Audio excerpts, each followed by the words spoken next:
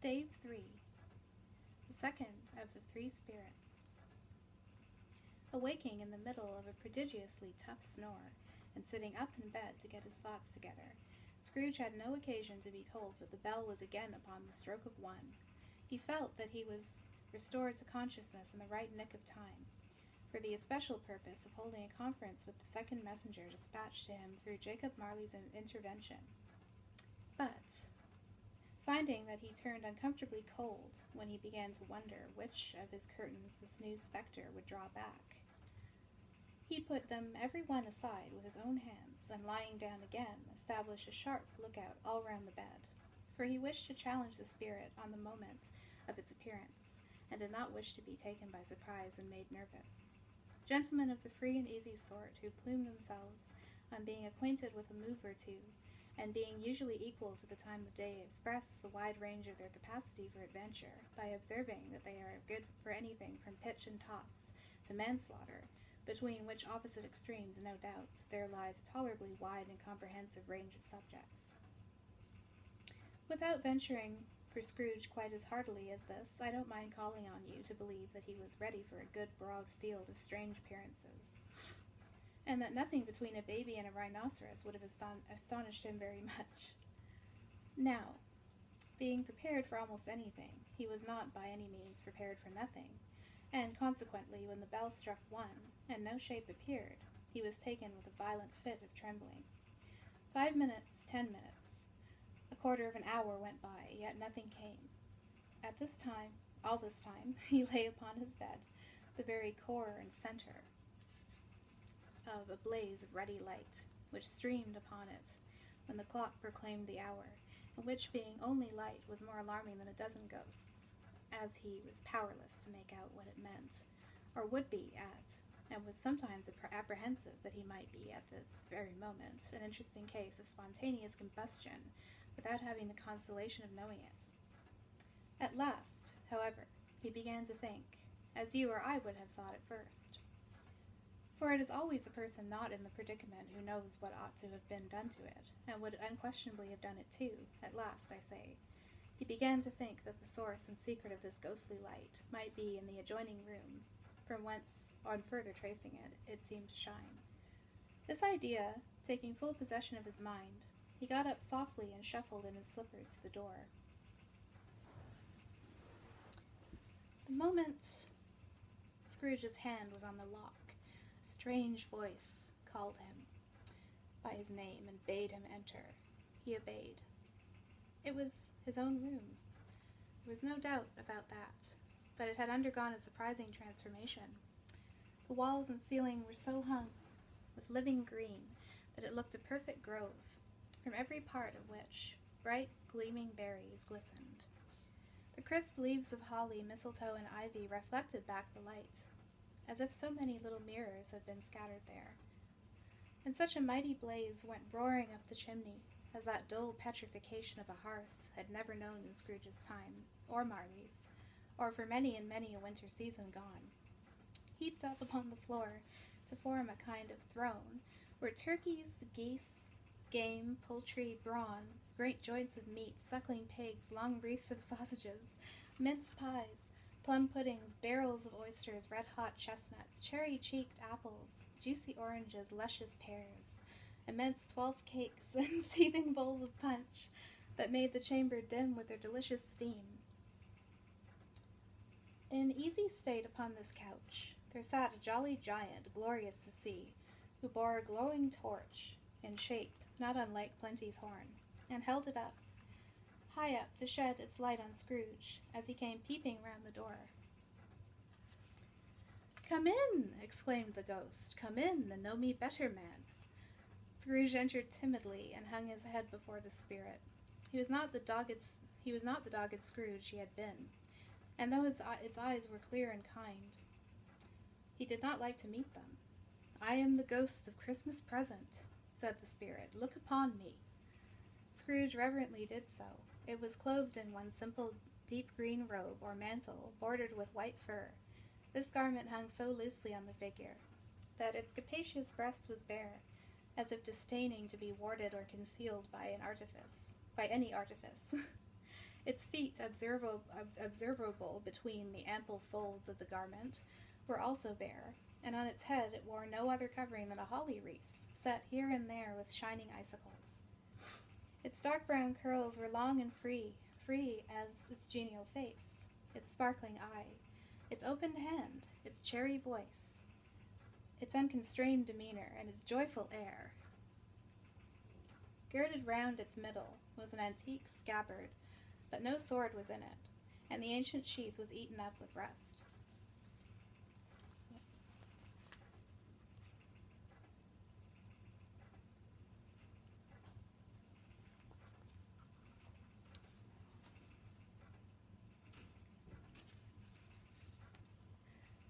"You have never seen the like of me before," exclaimed the spirit. "Never," Scrooge made answer to it. "Have never walked forth with the younger members of my family, meaning, for I am very young, my elder brothers born in these later years," persuaded the phantom. "No, I don't think I have," said Scrooge. "I am afraid I have not. Have you had many brothers, spirit?" "More than 1800, said the ghost. "A tremendous family to provide for," muttered Scrooge. The ghost of Christmas present rose. "Spirit," said Scrooge submissively, "conduct me where you will. I went forth last night on compulsion, and I learnt a lesson which is working now. Tonight, if you have aught to teach me, let me profit by it. Touch my robe." Scrooge did as he was told, and held it fast. Holly, mistletoe, red berries, ivy, turkeys, geese, game, poultry, brawn, meat, pigs, sausages, oysters, pie, puddings, fruit, and punch, all vanished instantly. So did the room, the fire, the ruddy glow, the hour of night.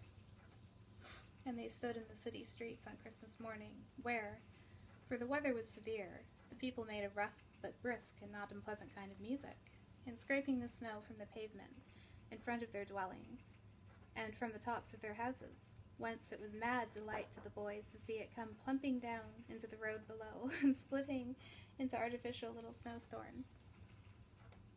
The house fronts looked black enough, and the windows blacker, contrasting with the smooth white sheet of snow upon the roofs, and with the dirtier snow upon the ground, which last deposit had been ploughed up in deep furrows by the heavy wheels of carts and wagons, furrows that crossed and recrossed each other hundreds of times, where the great streets branched off, and made intricate channels, hard to trace, in the thick yellow mud and icy water. The sky was gloomy, and the shortest streets were choked up with the dingy mist, half thawed, half frozen, whose heavier particles descended in a shower of sooty atoms, as if all the chimneys in Great Britain had, by one consent, caught fire and were blazing away to their dear heart's content. There was nothing very cheerful in the climate of the town, and yet there was an air of cheerfulness abroad, that the clearest summer air and brightest summer sun might have endeavored to diffuse in vain. For the people who were shoveling away on the housetops were jovial and full of glee, calling out to one another from the parapets, and now and then exchanging a facetious snowball, better-natured missile, far than many a wordy jest, laughing heartily, as if it went right, and not less heartily if it went wrong. The poulterers' shops were still half open, and the fruiterers were radiant in their glory. There were great round pot-bellied baskets of chestnuts, shaped like the waistcoats of jolly old gentlemen, lolling at the doors and tumbling out into the street, and their apoplectic opulence.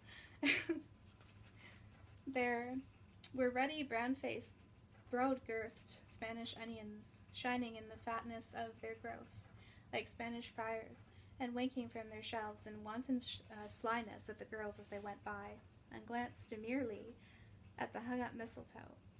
There were pears and apples, clustered high in blooming pyramids. There were bunches of grapes, made in the shopkeeper's benevolence to dangle from conspicuous hooks, that people's mouths might water gratis as they passed. There were piles of filberts, mossy and brown, recalling in their fragrance ancient walks among the woods, and pleasant shufflings ankle-deep through withered leaves. There were Norfolk biffins, squab, and swarthy setting off the yellow of the oranges and lemons, and in the great compactness of their juicy persons, urgently entreating and beseeching to to be carried home in paper bags and eaten after dinner. The very gold and silver fish set forth among these choice fruits in a bowl, though members of a dull and stagnant-blooded race, appeared to know that there was something going on, and, to a fish, went grasping round and round, their little world in slow and passionless excitement. The grocers! Oh, the grocers! Nearly closed, with perhaps 2 shutters down, or 1.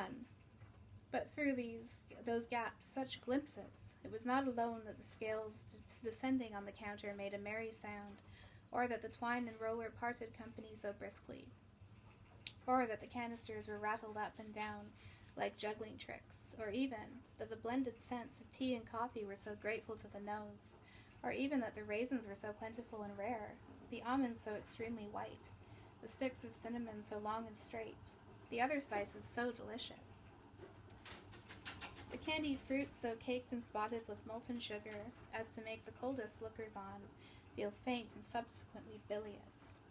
Nor was it that the figs were moist and pulpy, or that the French plums blushed in modest tartness from their highly decorated boxes, or that everything was good to eat and in its Christmas dress, but the customers were all so hurried and so eager in the hopeful promise of the day that they tumbled up against each other at the door, crashing their wicker baskets wildly, and left their purchases upon the counter and came running back to fetch them, and committed hundreds of the like mistakes in the best humor possible, while the grocer and his people were so frank and fresh that the polished hearts with which they fastened their aprons behind might have been their own, worn outside for general inspection, and for Christmas daws to peck at if they chose.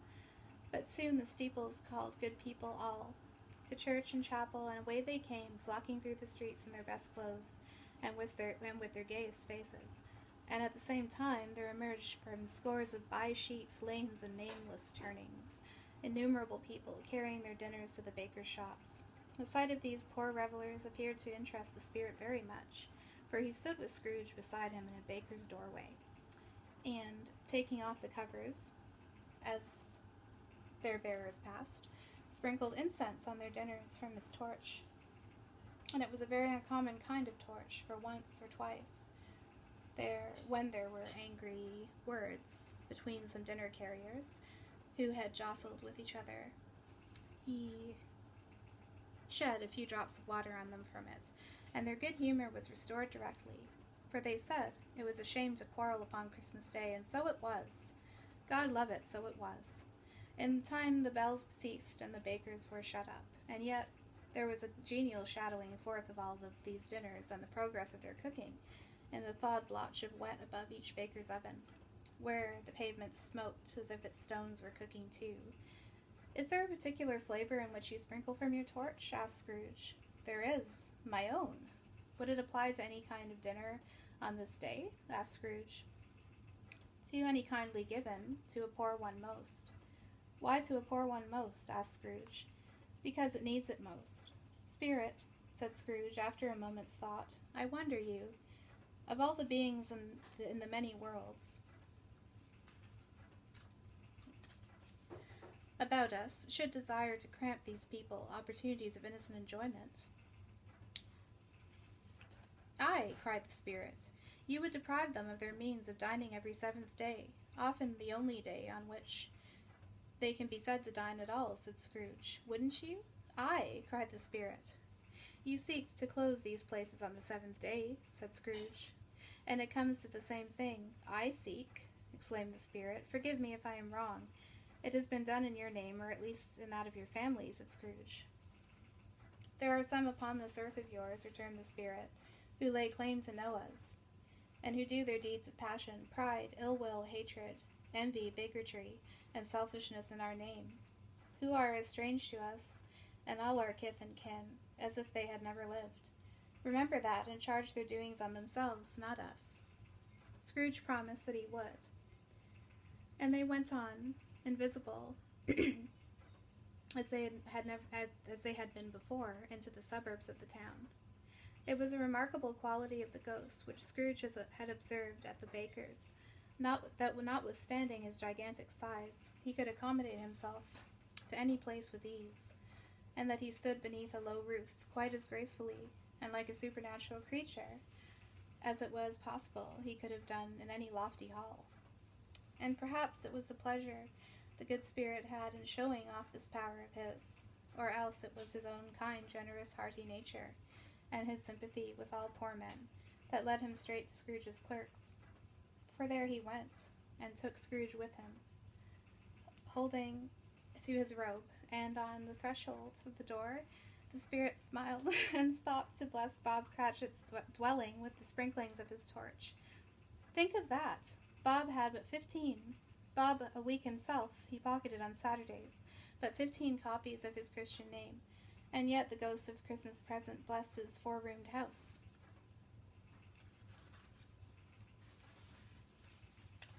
Then up rose Mrs. Cratchit, Cratchit's wife, dressed out but poorly in a twice-turned gown, but brave in ribbons, which are cheap and made a goodly show for 6pence. And she laid the cloth, assisted by Belinda Cratchit, second of her daughters, also brave in ribbons, while Master Peter Cratchit plunged a fork into the saucepan of potatoes, and getting the corners of his monstrous shirt collar, Bob's private property, conferred upon his son and heir in honor of the day, into his mouth, rejoiced to find himself so gallantly attired, and yearned to show his linen in the fashionable parks. And now 2 smaller Cratchits, boy and girl, came tearing in, screaming that outside the baker's they had smelt the goose, and known for it their own, and basking in luxurious thoughts of sage and onion. These young Cratchits danced around the table, and exalted Master Peter Cratchit to the skies, while he, not proud, although his collars nearly choked him, blew the fire until the slow potatoes, bubbling up, knocked loudly at the saucepan lid to be let out and peeled. "What has ever got your precious father, then?" said Mrs. Cratchit. "And your brother, Tiny Tim? And Martha warn't as late this Christmas Day by half an hour. Here's Martha, mother," said the girl, appearing as she spoke. "Here's Martha, mother," cried the 2 young Cratchits. "Hurrah! There's such a goose, Martha." "Why, bless your heart alive, my dear, how late you are," said Mrs. Cratchit, kissing her a dozen times, and taking off her shawl and bonnet for her with officious zeal. "We'd a deal of work to finish up last night," replied the girl, "and had to clear up way this morning, mother." "Well, never mind, so long as you are come," said Mrs. Cratchit. "Sit ye down before the fire, my dear, and have a warm, bless ye." "No, no, there's father coming," cried the 2 young Cratchits, who were everywhere at once. "Hide, Martha, hide!" So Martha hid herself, and in came little Bob, the father, with at least 3 feet of comforter, exclusive of a fringe, hanging down before him, and his threadbare clothes darned up and brushed to look seasonable, and Tiny Tim upon his shoulder. Alas for Tiny Tim, he bore a little crutch, and had his limbs supported by an iron frame. "Why, where's our Martha?" cried Bob Cratchit, looking round. "Not coming," said Mrs. Cratchit. "Not coming," said Bob, with a sudden declension in his high spirits, for he had been Tim's blood horse all the way from church, and had come home rampant. "Not coming upon Christmas Day?" Martha didn't like to see him disappointed, if it were only in joke, so she came out prematurely from behind the closet door, and ran into his arms, while the 2 young Cratchits hustled Tiny Tim and bore him off into the wash-house, that he might hear the pudding singing in the copper. "And how did little Tim behave?" asked Mrs. Cratchit, when she had railed Bob on his credulity, and Bob had hugged his daughter to his heart's content. "As good as gold," said Bob, "and better. Somehow he gets thoughtful, sitting by himself so much, and thinks the strangest things you ever heard. He told me, coming home, that he hoped that people saw him in the church because he was a cripple, and it might be pleasant to them to remember upon Christmas Day who made lame beggars walk and blind men see." Bob's voice was tremulous when he told them this, and trembled more when he said that Tiny Tim was growing strong and hearty.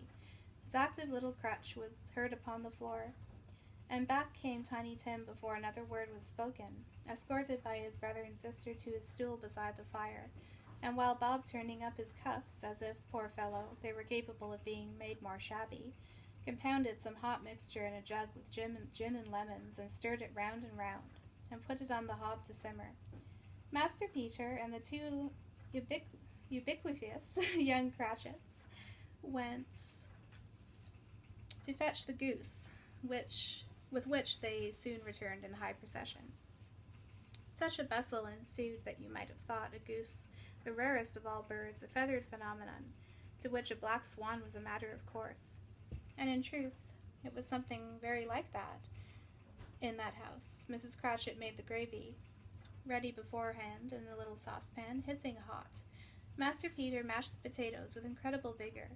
Miss Belinda sweetened up the applesauce. Martha dusted the hot plates. Bob took Tiny Tim beside him in a tiny corner at the table. The two young Cratchits set chairs for everybody, not forgetting themselves, and mounting guard upon their posts, crammed spoons into their mouths, lest they should shriek for goose before their turn came to be helped.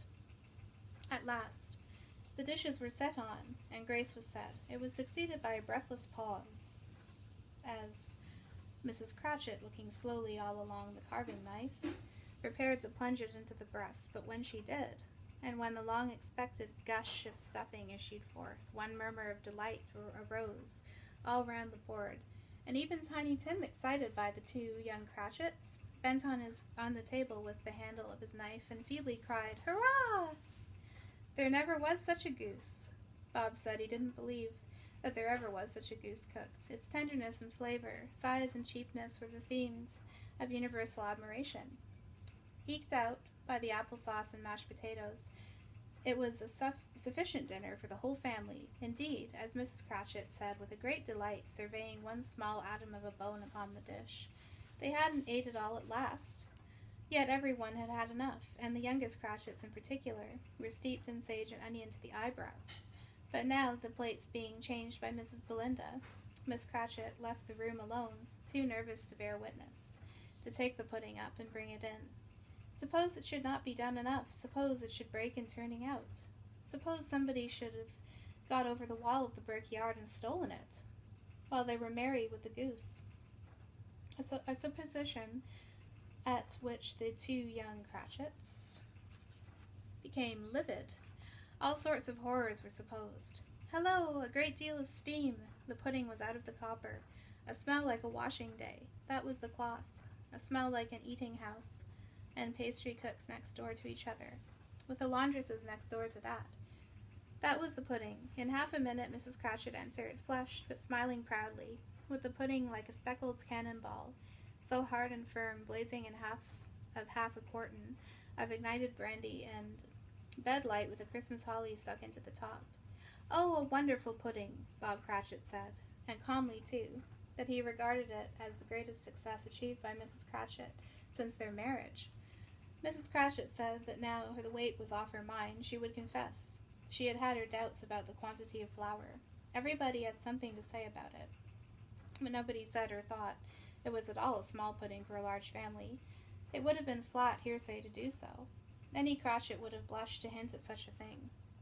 At last the dinner was all done, the cloth was cleared, the hearth swept, and the fire made up, the compound in the jug being tasted and considered perfect. Apples and oranges were put upon the table, and a shovelful of chestnuts on the fire. Then all of the Cratchit family drew round the hearth, in what Bob Cratchit called a circle, meaning half a one, and at Bob Cratchit's elbow stood the family display of glass, 2 tumblers, and a custard cup without a handle. These held the hot stuff from the jug, however, as well as golden goblets would have done, and Bob served it out with beaming looks, while the chestnuts on the fire sputtered and crackled noisily. Then Bob proposed, "A Merry Christmas to us all, my dears. God bless us," which all the family re-echoed. "God bless us, every one," said Tiny Tim, the last of all. He sat very close to his father's side, upon his little stool. Bob held his withered little hands in his, as if he loved the child and wished to keep him by his side, and dreaded that he might be taken from him. "Spirit," said Scrooge, with an interest he had never felt before, "tell me if Tiny Tim will live." "I see a vacant seat," replied the ghost, "in the poor chimney corner, and a crutch without an owner, carefully preserved. If these shadows remain unaltered by the future, the child will die."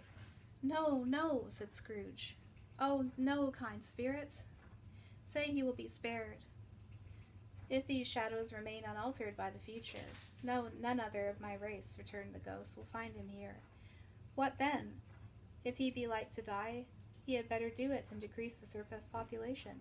Scrooge hung his head to hear his own words quoted by the spirit, and was overcome with penitence and grief.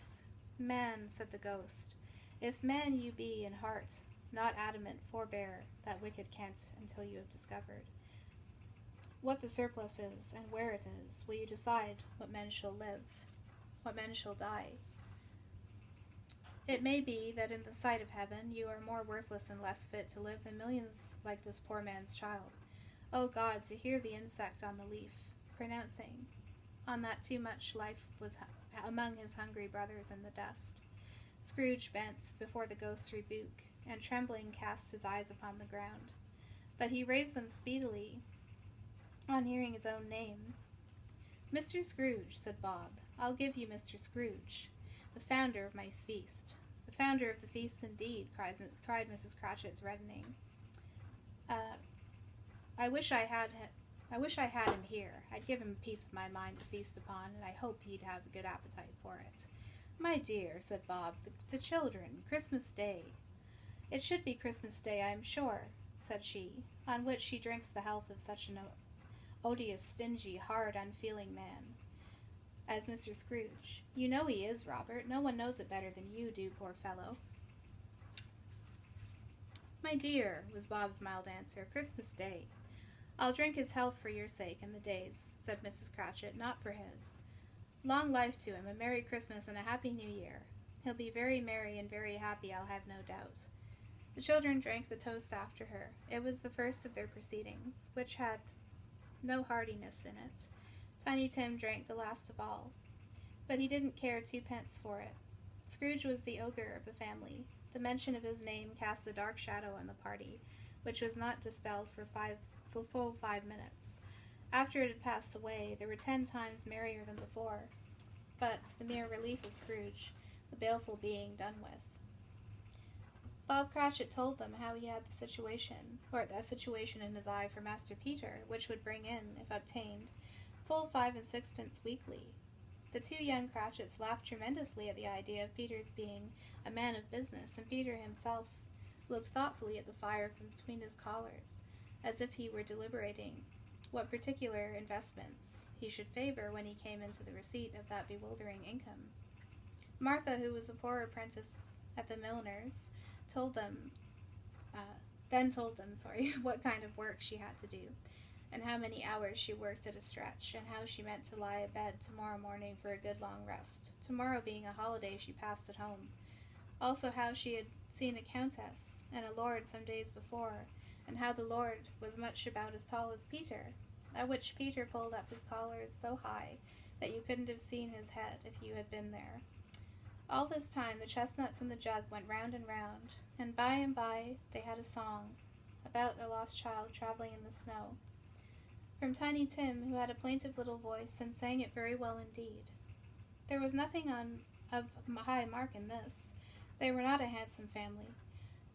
They were not well dressed. Their shoes were far from being waterproof. Their clothes were scanty, and Peter might have known, and very likely did, the inside of a pawnbroker's. But they were happy, grateful, pleased with one another, and contented with the time.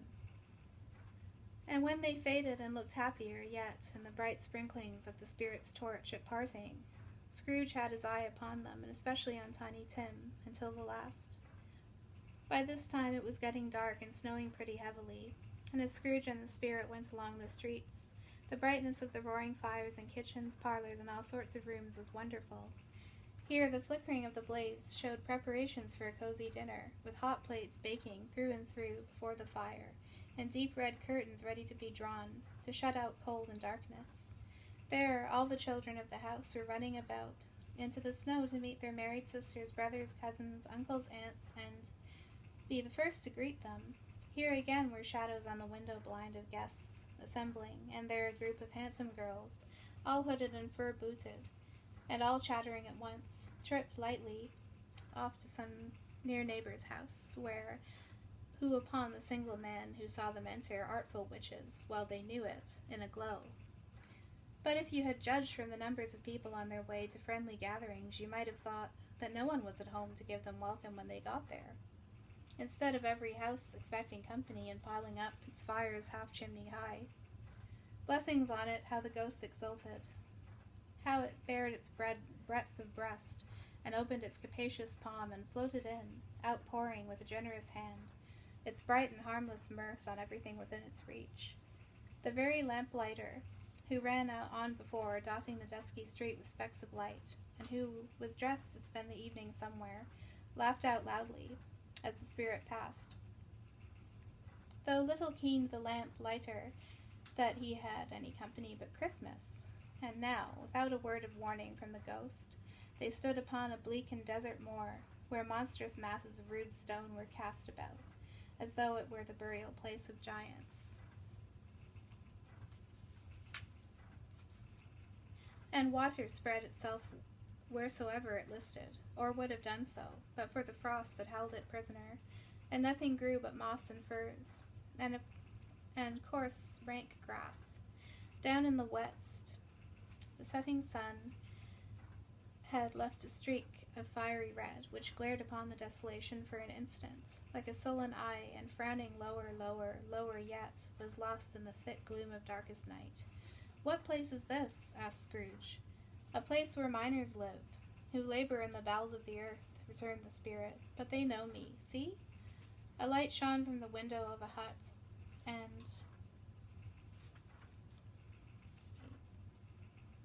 and swiftly they advanced towards it.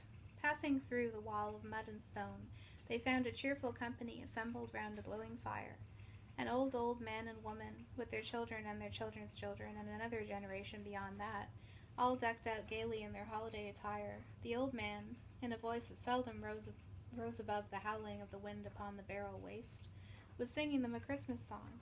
It had been a very old song when he was a boy, and from time to time they all joined in the chorus. So surely as they raised their voices, the old man got quite blithe and loud, and so surely as they stopped, his vigor sank again. The spirit did not tarry here, but bade Scrooge hold his robe, and passing on above the moor, sped whither? Not to see? To see.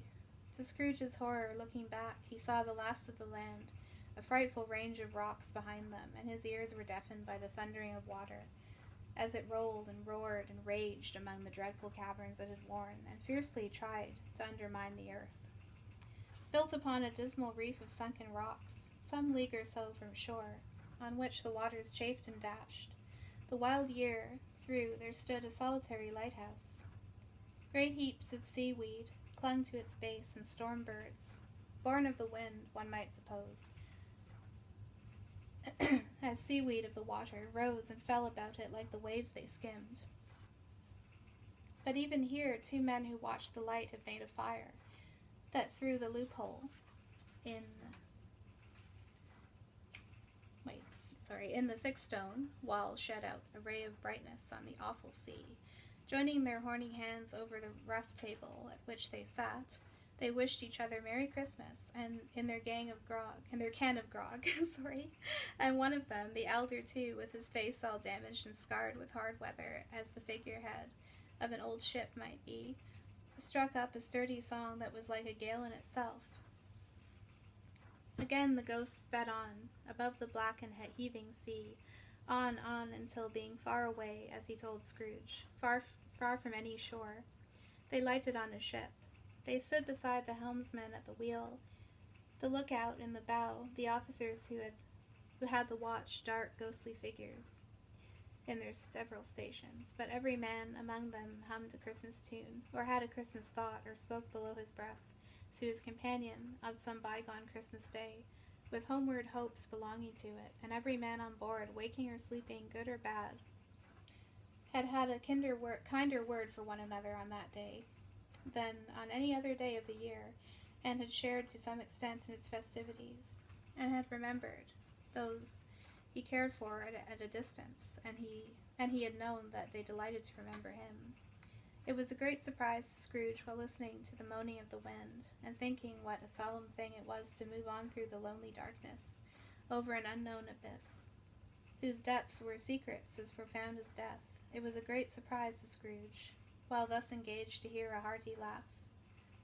It was a much greater surprise to Scrooge to recognize it as his own nephew's, and to find himself in a bright, dry, gleaming room, with the Spirit standing smiling by his side and looking at the same nephew with approving affability. "Ha ha!" laughed Scrooge's nephew. "Ha ha ha! If you should happen, by any unlikely chance, to know a man more blessed in a laugh than Scrooge's nephew, all I can say is, I should like to know him too. Introduce him to me, and I'll cultivate his acquaintance.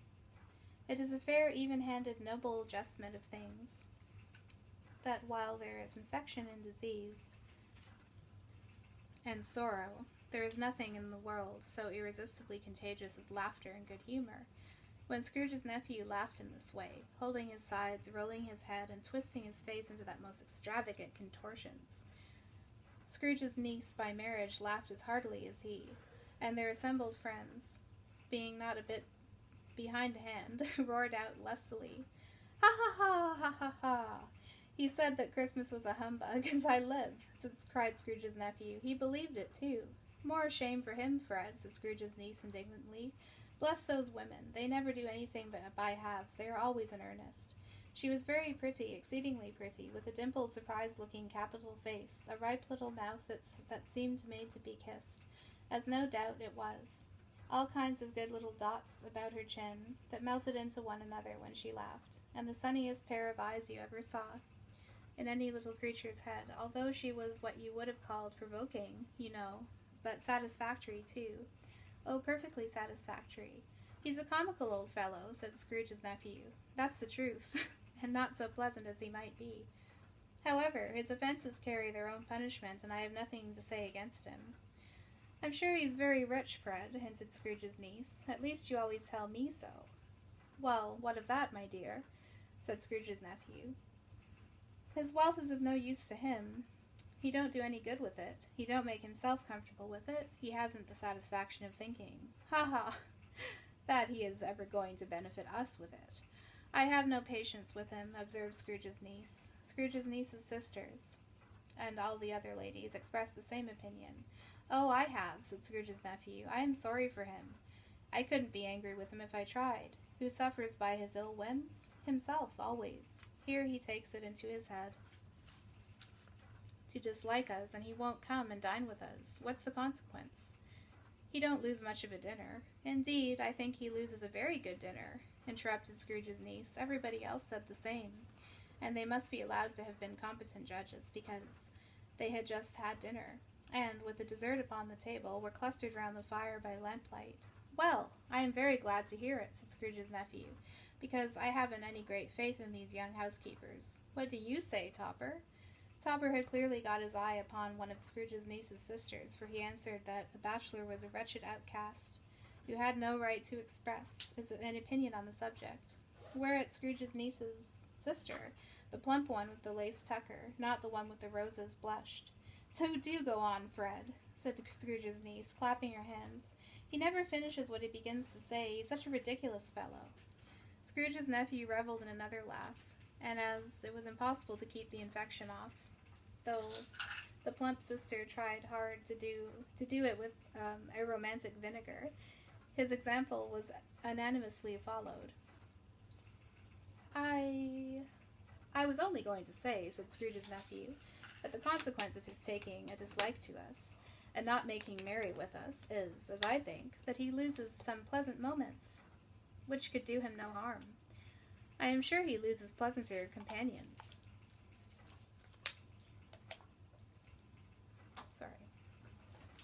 I am sure he loses pleasanter companions than he can find in his own thoughts, either in his mouldy old office or his dusty chambers.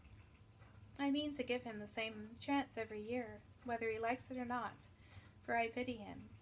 He may rail at Christmas till he dies, but he can't help thinking better of it. I defy him, if he finds me going in there, in good temper, year after year, and saying, 'Uncle Scrooge, how are you?' If it only puts him in the vein to leave his poor clerk £50, that's something. And I think I shook him yesterday." It was their turn to laugh now at the notion of his shaking Scrooge, but being thoroughly good-natured, and not much caring what they laughed at, so that they laughed at any rate, he encouraged them in their merriment, and passed the bottle joyously. After tea, they had some music, for they were a musical family and knew what they were about. When they sung a glee or catch, I can assure you, especially Topper, who could growl away in the bass like a good one, and never swell the large veins in his forehead, or get red in the face over it, Scrooge's niece played well upon the harp, and played among other tunes a simple little air, a mere nothing. You might learn to whistle it in 2 minutes, which had been familiar to the child who fetched Scrooge from the boarding school, as he had been reminded by the ghost of Christmas past. When this strain of music sounded, all the things that ghost had shown him came upon his mind.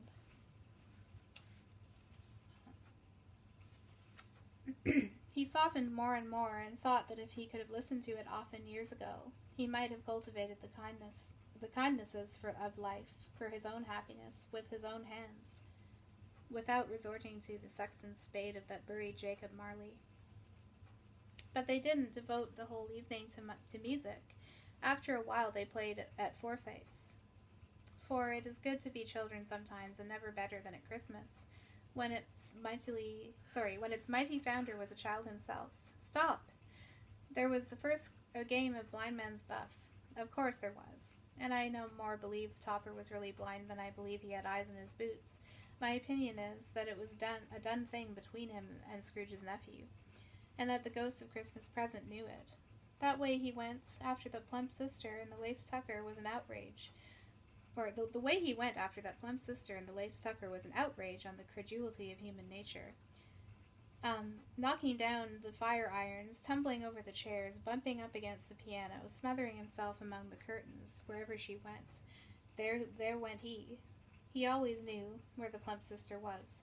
He wouldn't catch anybody else. If you had fallen up against him, as some of them did, and stood there, he would have made a feint of endeavoring to seize you, which would have been an affront to your understanding, and would instantly have sidled off into the direction of the plump sister.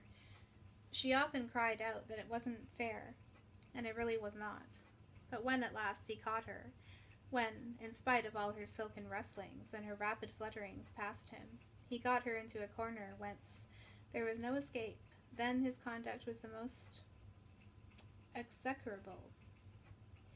For his pretending not to know her, his pretending that it was unnecessary to touch her headdress, and further to assure himself of her identity by pressing a certain ring upon her finger and a certain chain about her neck, was vile, monstrous. No doubt she told him her opinion of it, when, another blind man being in office, they were so very confidential together, behind the curtains. Scrooge's niece was not one of the blind man's buff party, but was made comfortable with a large chair and a footstool, in a snug corner, where the ghost and Scrooge were close behind her. But she joined in the forfeits, and loved her love to admiration with all the letters of the alphabet. Likewise at the game of how, when, and where, she was very great, and to the secret joy of Scrooge's nephew beat her sisters hollow, though they were sharp girls too, as Topper could have told you.